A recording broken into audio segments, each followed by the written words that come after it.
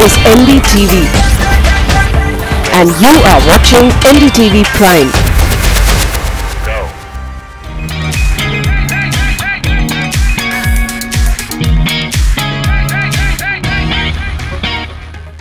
It's the extended version of the car and bike show. CMB Bazaar Buzz is back and we have plenty lined up for you.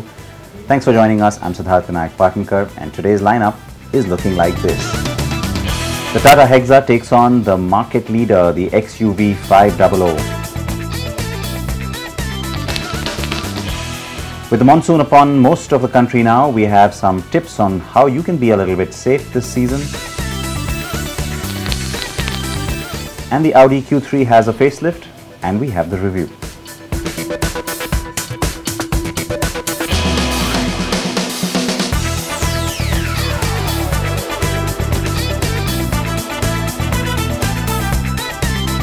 So let's start off then by talking about the Tata Hexa taking on the XUV500. Now the 500 has been quite the popular car. There's so many of them on the road and it's become somewhat of a cult car as well. Now the Hexa really comes into that segment with a lot of hope, a lot of promise, and it's also one of the biggest bets you've seen from Tata Motors. But is it enough to really topple something as popular as the XUV? Let's take a look.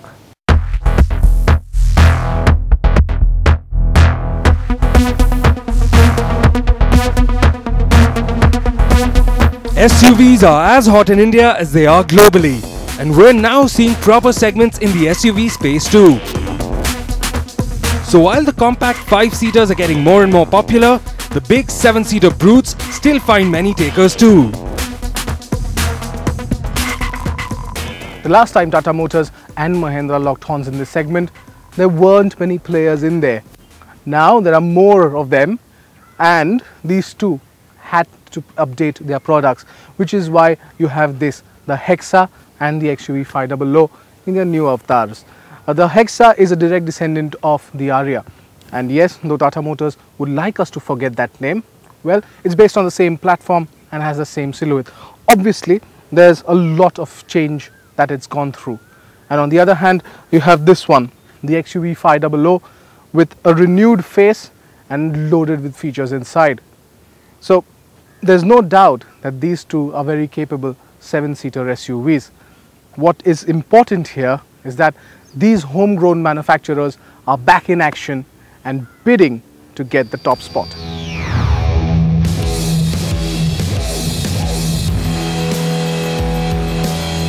Tata has made some big changes to the looks of the Hexa. The hood is taller and more upright now, with a clamshell opening, squared off edges, and a nice hexagonal pattern to the upper and lower grills. The LED lights up front do not look out of place either. Tata's designers have certainly livened the car up with the design.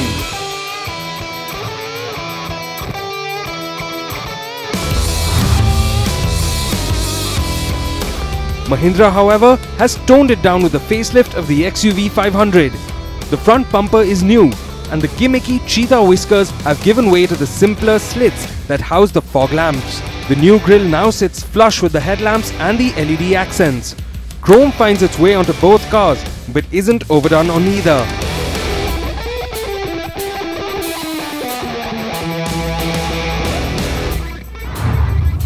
The Hexa is the old school car between the two, and that's because it's based on the ladder frame chassis, which you normally associate with an SUV, though this one actually looks like an MPV.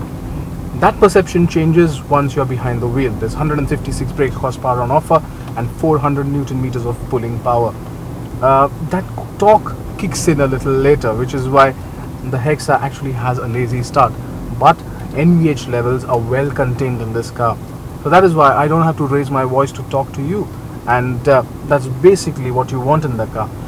However, there are a few features that go missing, like there's no navigation, there's no push start stop button, and no sunroof, all of which you get in the XUV.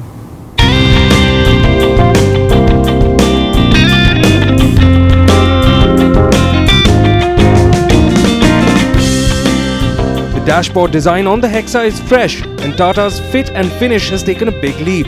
There's a bit of premiumness to this one. Driver visibility is good, but you'll notice there's no room for your left foot as it comes off the clutch, thanks to the wide transmission tunnel. The XUV500 is a bit friendlier that way, with a lower, more car-like driving position, and you also get an electrically powered driver's seat, which is not the case on the Hexa. There's also ample thigh and lumbar support. The XUV is just better ergonomically because the gear lever just falls into your hand. It's easy to use. Also, whatever you want is right next to you on the infotainment system, right from the buttons to even the buttons on the steering wheel. What is different and specific though is that 2.2 litre engine produces 16 horsepower less than that on the Hexa. So there's 140 bhp coming out of there. Apart from that, it's loaded with features. It's got Android Auto, it's got everything basically that you need, and the air conditioning also is very nice. There is a lot of torque steer that comes out of the steering wheel, and which is why it is inconsistent a bit. But if you're in a hurry, you wouldn't mind winding it up right up to the red line and go for it. What it also doesn't get is the ride, of course, is a bit harsh, especially in all three rows, and that's a bit of a worry. That is something that you don't find in the Hexa. The second and third row of the Hexa are better laid out than the XUV. There's an additional set of AC vents that sit between the front seats. The XUV gets these on the B pillars. The second row of the XUV is placed a little higher than the first, which is why you sit taller and the sense of space is more. The middle rows of both the SUVs split, recline, fold and tumble for your convenience. It's easier to get into the third row of the XUV than the Hexa, and that's because it's lower to the ground. As far as luggage space is concerned, the Hexa is the clear winner, as the XUV with all its seats up has almost no boot space to speak of. The Hexa can, however, swallow 2 light suitcases with the same setup.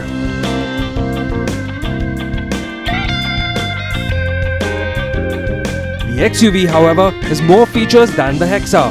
Mahindra now offers it with Android Auto and EcoSense, which helps in monitoring the way you drive.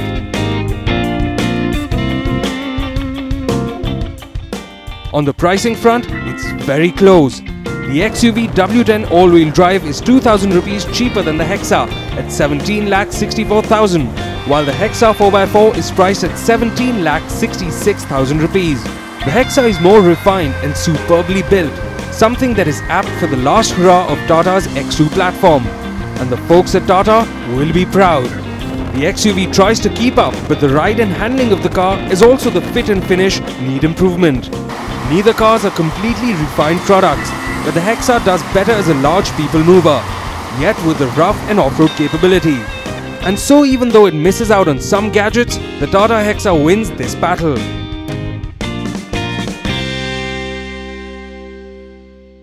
I'm Vinayak, having fun with both those cars, and it's pretty close for those two even now. I reckon both will do pretty well going forward, especially the next generation XUV, which is due around next year. Okay, let's talk about those monsoon tips then. How should you keep yourself safe this season?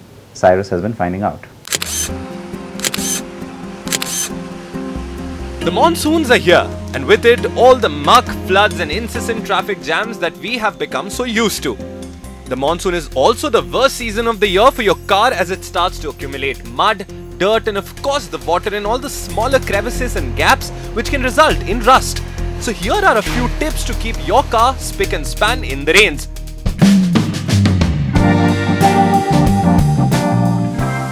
Getting your car treated with ceramic paint protection film also helps in keeping the paint as fresh as new.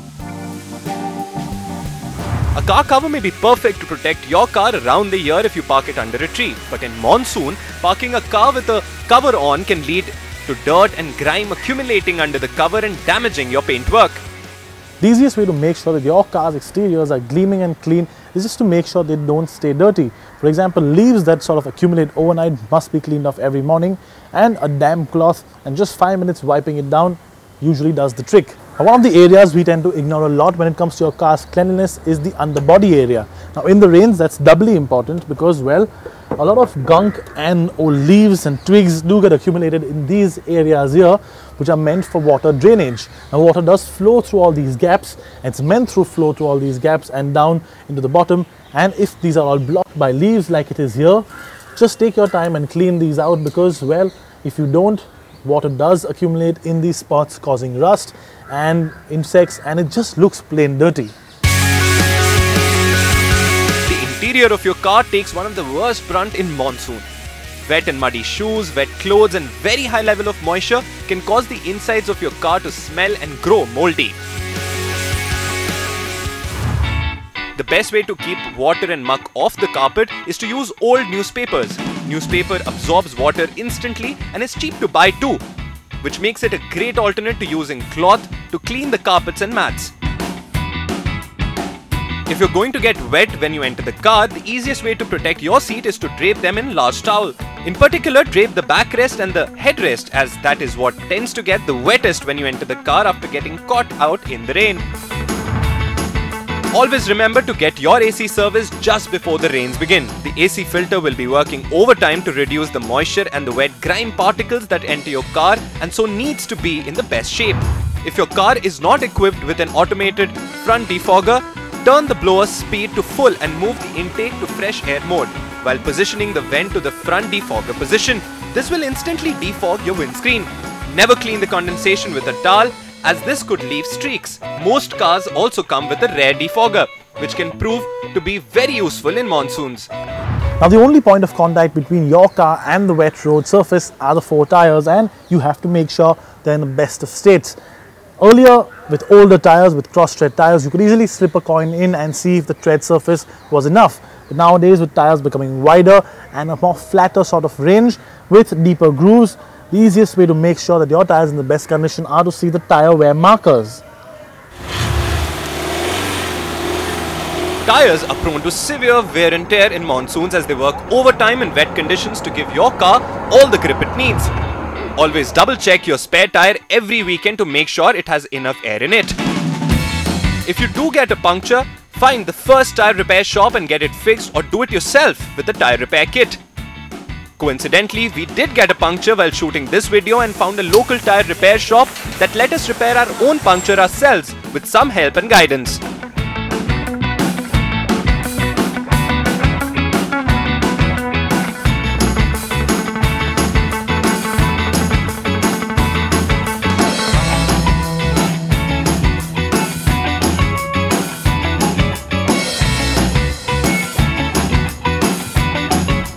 So now that you're ready to drive, always remember to drive slower in the rains and drive in the central lane, as usually that is the least prone to flooding. If you do have to drive through waterlogged areas, drive slow with constant throttle and avoid using brakes. Keep space between you and the car in front, and if you do stall the car and the water levels are high, do not restart as it will cause engine damage.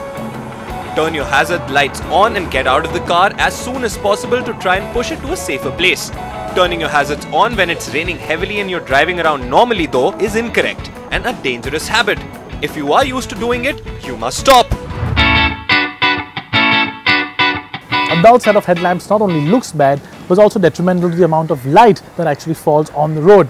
Now today we're going to show you a very simple way of cleaning your headlamps, and all you need is two pieces of cloth, one slightly softer, a bottle of water, and, well, a white toothpaste of any brand. All you need to do is to apply some toothpaste on the headlights or on a cloth and rub it in a circular motion. After a few minutes, clean it off with a wet cloth and your headlights are as good as new. Aftermarket HID lamps might look cool and might offer more immediate illumination, but if fitted in reflectors meant for halogen lamps is actually much worse. Revert back to the original halogen lamps or slightly upgraded ones in monsoons that give much better beam. Driving lights or fog lamps can also be added but must be kept clean. Always remember, grip levels in monsoons are lower. Drive slower and safer to make sure your car doesn't skid. As always, it's commercial break time after the first half of the show, and we come back with all your queries, my answers, and also the Q3 facelift. Stay tuned.